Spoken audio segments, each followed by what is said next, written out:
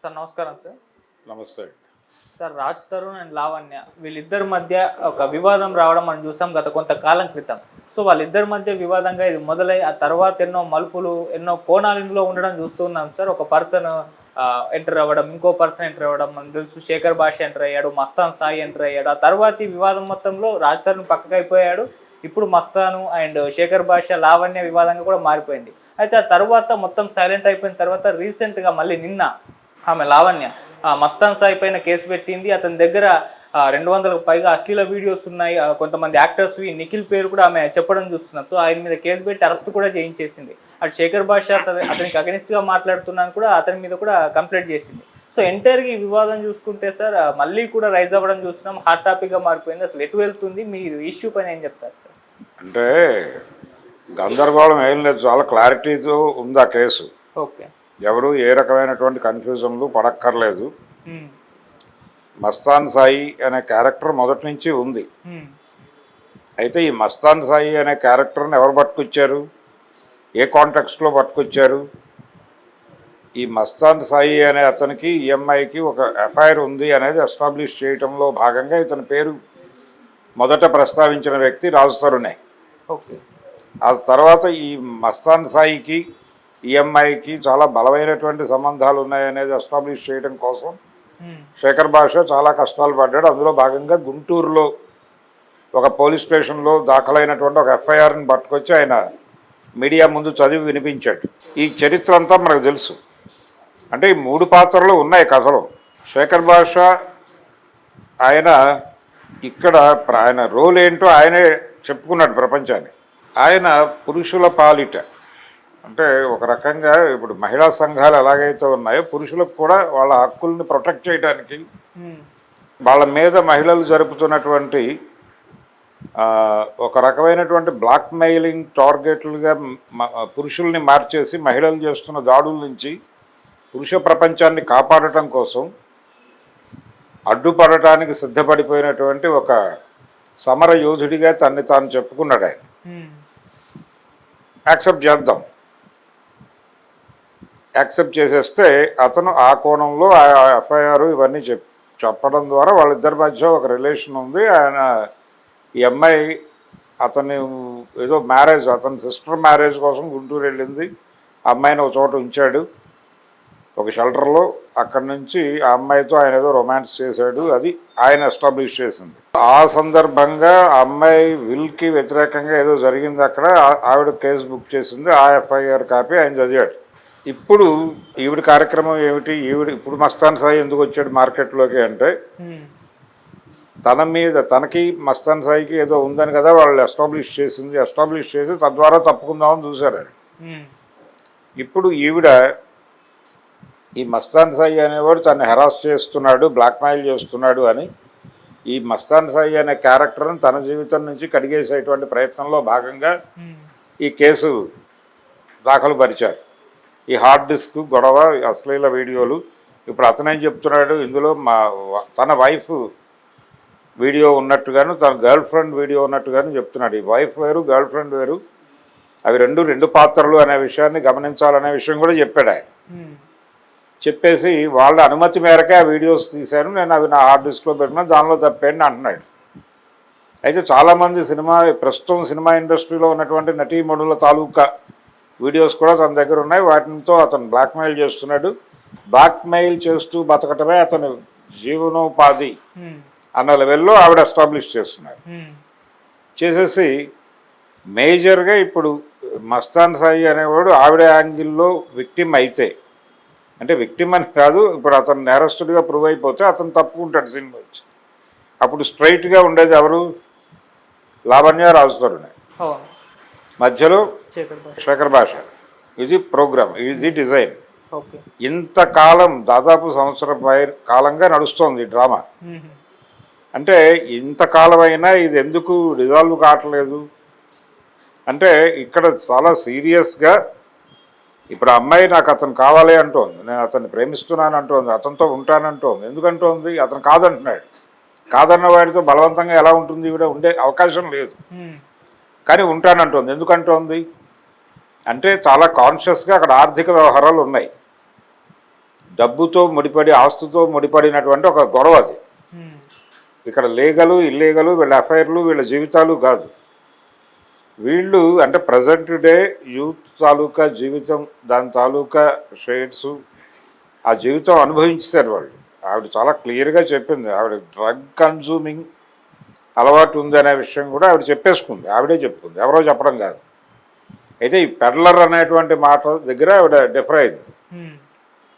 నేను ఎవరికీ అమ్మలేదు, కానీ పార్టీ కల్చర్లో ఇదంతా భాగమే కదా అంది ఆవిడ చాలా క్యాజువల్గా. అంటే పార్టీ కల్చరు, జీవితము, ఈ రకమైనటువంటి రిలేషన్స్ ఇవన్నీ క్వైట్ కామన్ అనే పద్ధతిలో చెప్పింది ఆవిడ. ఒక జీవితంలో ఉన్నాం మేము. ఈ జీవితం తెలిసిన వాళ్ళకి తెలుస్తుంది, తెలియనివాడికి తెలియదు. ఈ జీవితంలో ఉన్న సందర్భంగా 12 ఏళ్ల నుంచి మేము కలిసి ఉన్నామని చెప్పింది. మేము 7 ఏళ్ల నుంచే కలిసి ఉన్నామని ఆయన చెప్తున్నాడు. అయితే కలిసి ఉన్నామనే మాట ఇద్దరు చెప్పారు కాబట్టి కామన్గా కలిసి ఉన్న మాట వాస్తవం. వాళ్ళు ఈ కల్చర్లో ఉన్నమాట వాస్తవం. పార్టీ కల్చర్లో డ్రగ్ కన్జ్యూమింగ్ ప్రోగ్రామ్ కూడా ఉంది ఇక్కడ. ఇవన్నీ ఉన్నాయి. ఇవన్నీ నైతిక కోణంలోకి పట్టుకొచ్చి ఇప్పుడు మాట్లాడుతున్నారు. ఈ నైతిక కోణంలో చూస్తే ఇవన్నీ తప్పు. అంటే ఏ నైతికత? వాళ్ళు చెప్తున్నటువంటి పార్టీ లైఫ్ నైతికత వేరు, బయట సమాజంలో ఉన్నటువంటి నైతికత వేరు. ఈ నైతికత కళ్ళజోడు పెట్టుకుని దాన్ని చూస్తున్నారు, అది తప్పు. అక్కడికి ఆ వ్యవహారంలో ఉన్న జీవితాలు చాలా ఉన్నాయి. ప్రజెంట్ డే యూత్ అక్కడే ఉంది. సో దాన్ని కూడా అర్థం చేసుకోవాలి ప్రపంచం. ఆవిడ కలిసి ఉంటాను అంటే కలిసి ఉండడానికి తను సిద్ధంగా లేడు అన్నప్పటికీ ఆవిడ వెంపర్లాడుతోంది, తాపత్రయం పడుతోంది. అంటే వీడిద్దరూ కలిసి బతికిన రోజుల్లో ఏదో అక్వైర్ చేశారు, ప్రాపర్టీ అక్వైర్ చేశారా, లేకపోతే కామన్ అకౌంట్లు ఏమన్నా ఉన్నాయా, అక్కడ ఏమన్నా డబ్బులు ఉన్నాయా, సంథింగ్ ఉంది అక్కడ. ఈవిడ కోరుకుంటోంది, అది బయటకు చెప్పట్లా. దాన్ని అలా ఉంచి ఇతర యుద్ధాలన్నీ చేస్తున్నారు. అది సెటిల్ చేయాలి. అది సెటిల్ చేస్తే గొడవ, ఈ గొడవ నుంచి ప్రపంచం విముక్తి అవుతుంది. ఈ గొడవ నుంచి ప్రపంచం విముక్తి కావాలంటే వాళ్ళ మధ్య ఉన్నటువంటి ఆస్తి గొడవ సెటిల్ అవ్వాలి. ఆ విల్లా ఏదో ఉంది, ఆ విల్లాలో కూడా ఒక పోర్షన్లో వాళ్ళిద్దరూ గొడవ పడుతుండగా, వాళ్ళిద్దరూ కలిసి ఉండి గొడవ పడుతుండగా నేను వెళ్ళి విడదీశానని ఆయన చెప్పాడు. రాజుతారు మీడియా ముందుకు వచ్చి చెప్పిన మాట. సో ఈవిడ ఒకేసారి ఇద్దరితోనూ రిలేషన్లో ఉందేమో అనే ఒక డౌట్ క్రియేట్ చేశారు. ఇది సామాజిక నైతిక కోణంలో కొంచెం చిరాకు పెట్టే అంశమే అయినప్పటికీ ఆ ఏరియాలో అది కరెక్టే కావచ్చు. సో దాన్ని కూడా మనం తప్పని అనొద్దు. అది ఓకే, అది కూడా యాక్సెప్టెడే. ఇక్కడ అన్యాక్సెప్టెడ్గా గొడవ ఏంటంటే వీళ్ళిద్దరూ దీన్ని ప్రపంచ తలనొప్పిగా మార్చే ప్రయత్నం చేస్తున్నారు. ఈ ప్రపంచ తలనొప్పిగా మార్చడం అనేది చిరాకు. ఇక్కడ ఏది విచిత్రం లేదు. అతను దగ్గర వీడియోలు ఉండటము తప్పని నేను అంటలేదు, అలాగే ఈ అమ్మాయి అలా బిహేవ్ చేయటము తప్పని నేను అనటం లేదు. కానీ వీళ్ళు, ఆ అమ్మాయి వీళ్ళని అండర్ కరెంట్గా ఏదో అడుగుతోంది. ఆ అడిగినది ఇచ్చేయటంలో వీళ్ళు జాప్యం చేస్తున్నారు. ఈ అడగటము అనేది ఆ అమ్మాయితో మానిపించడానికి నైతిక బెత్తం పట్టుకుని కొడుతున్నారు. ఇది జరుగుతోంది. సో దీని మీద యుద్ధం జరుగుతోంది. అందుకని ఇప్పుడు ఎవరు ఇన్వాల్వ్ అయినా ఈ ఎపిసోడ్లో ఆ అమ్మాయి ఏం కోరుకుంటుందో క్లియర్గా కనుక్కుని అది ఇప్పించేస్తే క్లోజ్ అయిపోతుంది వ్యవహారం. ఎంత ఇచ్చుకోలేము, ఇంత ఇచ్చుకోగలం, లేదు ఈ అక్వైర్ చేసినటువంటి ప్రాపర్టీలో ఇంత భాగం ఇవ్వగలం, ఇంత భాగం ఇవ్వలేము. ఆర్థికం తప్ప ఇంకేం లేదు అక్కడ. దేర్ మస్ట్ బి ఒక ఎకనామిక్ వ్యవహారం ఉంది అక్కడ. దాన్ని ఆ డిస్ప్యూట్ సెటిల్ అయితే తప్ప ఈ గొడవ పోతుంది. అప్పటి వరకు ప్రపంచం భరించక తప్పదు. సార్ మీరు అన్నట్టు ఓన్లీ రాజ్ తరుణ్, లావణ్య వీరిద్దరే సీన్లో ఉండడానికి, మస్తాన్ సాయిని తప్పించడానికి ఈ ప్రయత్నం జరుగుతుంది కదా. అయితే ఇంకో సీన్లో ఉండేది శేఖర్ భాష. ఆయన్ని చంపించడానికి కూడా లావణ్య ప్రయత్నించిందని ఒక వార్త ప్రచారం అవుతుంది. దానికి సంబంధించిన ఆడియో కూడా లీక్ అయిందని చెప్తుంది. సో ఇటువంటి పరిణామాన్ని కూడా చోటు చేసిన శేఖర్ భాష మీద ఆవిడ విమర్శలు చేసింది కదా, ఓపెన్గానే డిబేట్లో కూడా వాళ్ళిద్దరూ ఘర్షణలు పడ్డారు కదా. అవును. ఇప్పుడు అవతల వైపు నుంచి అతను నిలబడుతున్నాడు. అతను పురుష పరిరక్షకుడిగా నిలబడుతున్నాడు. ఆయన పురుష హక్కుల పరిరక్షకుడిగా తన్ని తాను ప్రమోట్ చేసుకుంటూ ప్రొజెక్ట్ చేసుకుంటూ మాట్లాడుతున్నాడు. ఆయన ఆ ఒక్క విషయంలోనే కాదు, ఆయన జానీ వైపు కూడా స్టాండ్ తీసుకుని మాట్లాడాడు. సో ఆ ప్రోగ్రామ్ అతను ఒక ఉద్యమంలో ఉన్నాడని అనుకుందాం. అతను తనకు ఇబ్బందికరంగా మారుతున్నాడు, తన సెటిల్మెంట్కి అతను హడ్డిల్, అందుకని అతన్ని టార్గెట్ చేస్తోంది ఈవిడ. ఓకే.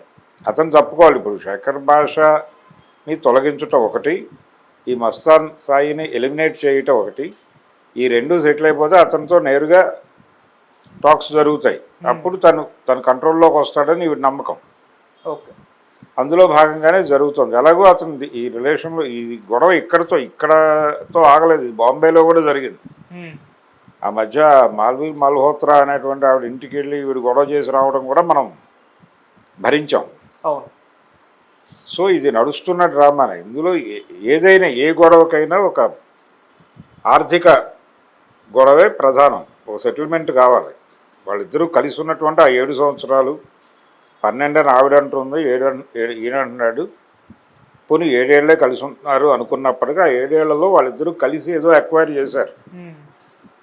ఆ చేసింది ఏమిటో చెప్పేసుకుని దానిలో ఎవరి వాటా ఏమిటో తేల్చేసుకుని, ఒకవేళ ఆ విల్లాయే ఇష్యూ అయితే దానిలో ఎవరో ఒకళ్ళు ఒక షేర్ డబ్బులు ఇచ్చేసి సెటిల్ చేసుకుని ఒకళ్ళు ఉంచుకోవాలి, లేదు అమ్మేసి పనిచేసుకుని పారిపోవాలి. ఇది కాకుండా ఇంకేమైనా ఉన్నాయా? చాలా సందర్భాల్లో వీళ్ళ అంటే కలిసి ఉన్న రోజుల్లో, బాగున్న రోజుల్లో వీళ్ళ డబ్బులు వాళ్ళు, వాళ్ళ డబ్బులు వీళ్ళు వాడేసుకుంటారు. అలాంటివి ఏమైనా జరిగినాయా? ఆ రకమైనటువంటి సెటిల్మెంట్లు ఏమైనా ఉన్నాయా? ఇదే గొడవ, అంతకుమించి ఏమీ లేదు, ఆర్థికమే. సార్ వీళ్ళ గొడవ వీళ్ళే. ఓకే. ఇప్పుడు అకారణంగా హీరో నిఖిల్ పేరు ఈ వివాదంలోకి వచ్చింది. అట్లా లావణ్య ఏం చెప్తుందంటే మస్తాన్ సాయి దగ్గర హీరో నిఖిల్కి సంబంధించిన వీడియోలు కూడా ఉన్నాయని చెప్పడంతో ఒక్కసారిగా ఆయన ఇమేజ్కి దెబ్బ పడే విధంగా మాట్లాడేస్తున్నారు. ఇమేజ్కి దెబ్బ అని ఎలా అంటారండి? వాళ్ళందరూ ఒక లైఫ్లో ఉన్నారు. ఆవిడే చెప్పింది పార్టీ లైఫ్ అంది. పార్టీ లైఫ్లో ఉన్నారు ఈ ప్రజలందరూ. పబ్బులలో దాడులు జరిగినప్పుడు దొరుకుతున్నారు కదా వీళ్ళందరూ. డ్రగ్స్ సరఫరా జరుగుతున్నటువంటి పబ్బుల్లో కూడా వీళ్ళ ఆచూకీ ఉంది కదా. ఇప్పుడు ఆవిడెవరు, నాగబాబు గారి కుమార్తె కూడా అక్కడ టచ్చాడినటువంటి సందర్భం మనం చూసాం. సో ఒక కల్చర్ ఉంది, ఆ కల్చర్ని యాక్సెప్ట్ చేయాలి ముందు. అది తప్ప రైటా అనేటువంటి చర్చ తప్పు. ప్రజెంట్ డే యూత్ దాన్ని యాక్సెప్ట్ చేసింది. ప్రభుత్వం పర్మిషన్ ఇస్తేనే కదా పబ్బులు నడుపుతోంది అక్కడ. మీరు జూబ్లీ హిల్స్లో చాలా స్ట్రీట్స్లో ఇది నడుస్తోంది, అంటే ఒక సామూహిక కార్యక్రమంగా నడుస్తోంది. అది దాన్ని ప్రజెంట్ డే కల్చర్గా యాక్సెప్ట్ చేసేస్తే గొడవ లేదు. నైతికత అనేది తీసేయండి, నైతికత లేదు ఇక్కడ. నైతికతకి ప్రయోజనం ఉంటుంది. నైతికత అనేదానికి ఇట్సెల్ఫ్ ఒక ప్రయోజనం ఉంటుంది. ఆ ప్రయోజనం కోసమే నైతికత తీస్తారు బయటికి. అంచేత నైతిక కళ్ళజోడుతో ఎవరు మాట్లాడినా వాడిని ఎలిమినేట్ చేయాల్సిన అవసరం ఉంది. ఏది నైతికం కాదు. ఎవరికి ప్రతి ఒక్కళ్ళకి వాళ్ళ నైతికత వాళ్ళకు ఉంటుంది, వాళ్ళ సెల్ఫ్ ప్రోగ్రామ్ ఒకటి ఉంటుంది, దాన్ని గౌరవించాలి. అదేదైనా నీకు నచ్చకపోవచ్చు, నీకు నచ్చకపోయినా వాళ్ళ పర్సనల్ లైఫ్ నువ్వు యాక్సెప్ట్ చేసి తీరాలి, గౌరవించాలి దాన్ని. నేను అనుకున్నట్టు వాళ్ళు లేరు అనే హక్కు నీకు లేదు. అందుకని ఇక్కడ ఇది ఒక ట్రయాంగులర్ లవ్ స్టోరీగా మార్చారు. దీనిలో 4 స్తంభాల ఆటగా మార్చారు. తర్వాత ఈ 4 స్తంభాల మధ్య నడుస్తోంది గొడవ. 3 పురుష పాత్రలు, ఒక స్త్రీ పాత్ర, వీటి మీద నడుస్తోంది. శేఖర్ భాష ఇందులో అతని ప్లేస్ ఏం లేదు. అతను జస్ట్ ఇక్కడ అతనికి అన్యాయం జరుగుతోంది అనేది ఒకటే పాయింట్తో అతను ఎంటర్ అయ్యాడు. అతన్ని కాపాడటానికి ఉన్నటువంటి అన్ని అవకాశాలని ప్రపంచం ముందు ఎస్టాబ్లిష్ చేయడానికి ప్రయత్నం చేస్తున్నాడు. అతన్ని ప్రొటెక్ట్ చేయటం అతని ప్రోగ్రాం.